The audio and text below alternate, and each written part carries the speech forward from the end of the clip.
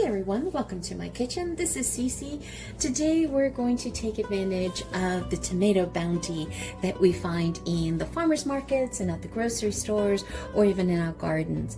And I've got some gorgeous beefsteak tomatoes that I'm going to make some sauce in, and my idea is to make some fresh sauce here and store the extra in the fridge and use it over 3 or 4 days. I'm not interested in canning it, and I just wanted to taste, because I love the fresh tomato sauce when it's done fresh like this, and it's just so fragrant and tasty for me, and I love them super ripe. So I ended up at a farmer's market this weekend, picked up some beautiful Ontario tomatoes, and I got some basil from my backyard that I've been growing, some garlic, and some salt and some onion. We are going to make a really basic tomato sauce, and the reason why I'm making it basic is so that I can use it in different recipes and augment it. So if I were to throw in a whole bunch of other stuff, it would sort of limit me on how I could use it in other recipes. So let's go ahead and get started. Now, first thing I like to do is I like to plug in I'm going to show you how to make the fastest tomato sauce, fresh tomato sauce, that you can. And first things first is I get my tomatoes, I wash them, I scrub them really well. And then what we're going to do is we're going to help speed up the peeling of this. So I'm simply going to do across the top of the tomatoes. And you know, if you've got any bruised tomatoes at this point, you definitely just want to cut those pieces out. And why I'm doing the kettle is because this is going to help me speed up the peeling of it.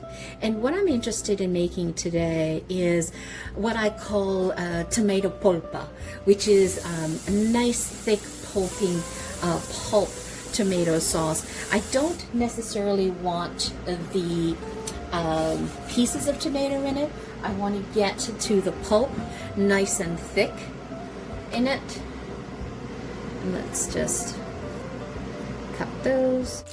I'm going to pour the hot tomato, the water over the tomatoes. And that's just going to help it along. You can see the skin's already. See how the skin's already coming off of that one? Just help it along. You could boil this in a pot, do the same thing.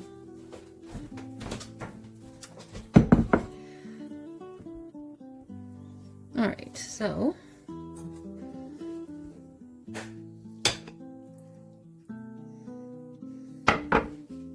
you simply just peel them now. Makes life so much easier to peel.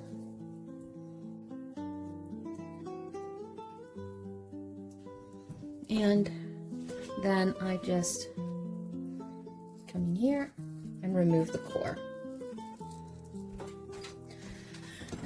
All right, so we just quickly finish these off as well. So much easier to do it this way. And because I don't have a big batch of tomatoes, you know, I like to do it using the kettle method. And as I take more out of the hot water, I put in some remaining. Okay, so you have two choices. You can just use regular olive oil, extra virgin olive oil, or you could use one of the infused olive oils that we made in a previous recipe, and I'm going to be utilizing this Italian one that I had, and I'll add a link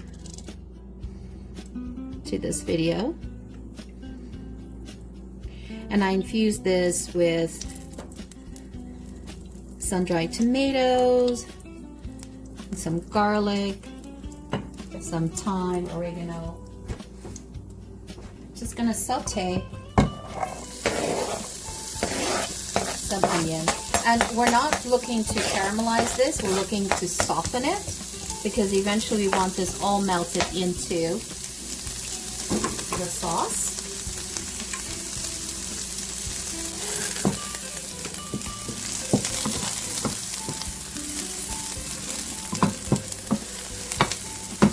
Before adding in the tomatoes, I'm just going to crush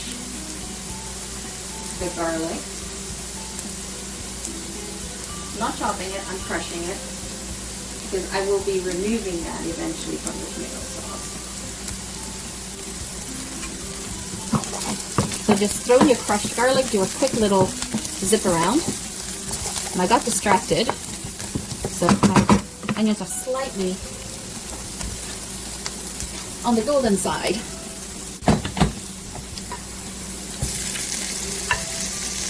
So I'm just going to throw these in.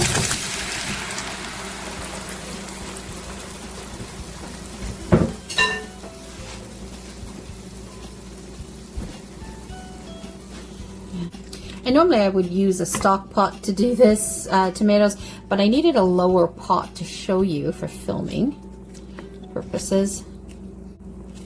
They look so juicy, don't they? So one thing you want to do here is just put the whole carrot in. That's all you want to do. Put the whole carrot in and just let this stew down. You could use a potato masher to come in and mash this as well, which is probably what I'm going to do. But I just want to sort of get this stirred. A great way to use your excess harvest of tomatoes. I like to add a little bit of salt to my dish, and I love to use the sea salt. I just find that it helps bring out the sweetness. Sorry, it just helps bring out the sweetness of the tomatoes, and then we'll check for sweetness later. Might put a little bit of quarter teaspoon of sugar or something, but that's why I've got the carrot in here, because the carrot is more of a natural way of sweetening your tomato sauce. And I don't put in the basil right now. I put the basil maybe 10 minutes to go before the tomato sauce is done. And the reason why is I don't want to overcook the herbs, because they're very, very delicate, and they end up adding a bitter note to the sauce, so to the tomato sauce. So I've learned that over the years. And we'll just mash that down. And what I'll try to do is I'll try to bring the pot up to a boil, just slightly bubbling, and then I'll turn it down to a very low simmer. And the idea here is I want to get rid of as much of the liquid, so I'm left with the pulp. So you can see why I left the garlic whole, so that I can fish that out afterwards. Oh look, it's starting to look awesome already. Smells like tomato garden in here. Once it starts to bring a boil up, I'll show you. Okay, so now that it's bubbling away, I'm just going to drop this down to a low medium, just a little bit under medium, and I'm just going to simmer this along and just keep stirring it, because what we're trying to do is really cook down all the pulp, break down the pulp as much as we can. So I set the timer to come back in 20 minutes just to stir this. So this is what it looks like after I set the timer for 20 minutes. You can see it's starting to thicken up and break down beautifully. And you notice that the carrot is still whole. It's letting off its sweetness. And about 10 minutes prior to the sauce being done, that's when I'll add in the basil. I'll test for the sweetness of the sauce and the acidity level, and whether it needs a little bit of salt, and add a little bit of pepper. But again, this is so personal, because it's about how ready do you want your sauce, right? So you could make this full marinara sauce so that You don't have to worry about anything. You just open a jar and off you go. You got everything done. Or you can have it as a base, and I'm looking for a base. It gives me a lot more options in terms of recipes. And what I did do, I added a little bit of the olive oil in it while it was baking, cooking off here. I just drizzled a little bit just to add some additional flavor, because all those flavors in that infused jar that I made, olive oil infusion that I made, is everything that I need for Italian cooking. This is what it looks like at 40 minutes. So it's still got a ways to go.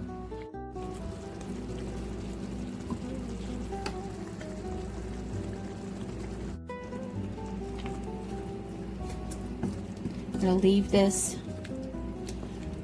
with the stove off, and I just did a sprinkle of salt in there as well. So here's the sauce. Nice and thick. I'm gonna fish out the carrots and the basil, and I'm gonna make some fresh tortellini and mix that together. That'll be awesome. Now that the sauce is cooled down and I've removed the carrot and the basil, see how beautifully thick that is? I put them into these containers and I keep them in the fridge for about 3 to 4, maybe 5 days. And if you stick this at the really back of the fridge, where it's the coldest part, it can actually last you for 7 days. Doesn't that look so yummy? So it makes about 2 of these containers. I used a little bit because I've just made some fresh tortellini, and I just used the sauce on it. Clean off the edges.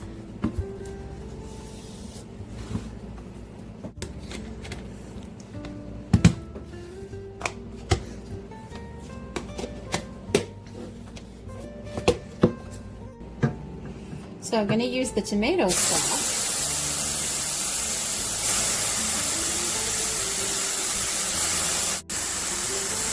Just cooked off some tortellini.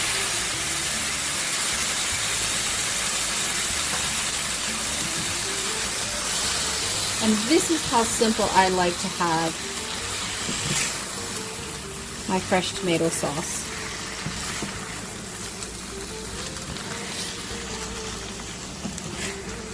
Because then you just get this explosion of tomato with a little bit of grated Parmesan cheese. Oh, I'm in heaven. Look at that. Doesn't that look gorgeous? Some Asiago or Parmesan. And I had some of that freshly grated Asiago. Let's give this a try. I want to get something with tomato and cheese.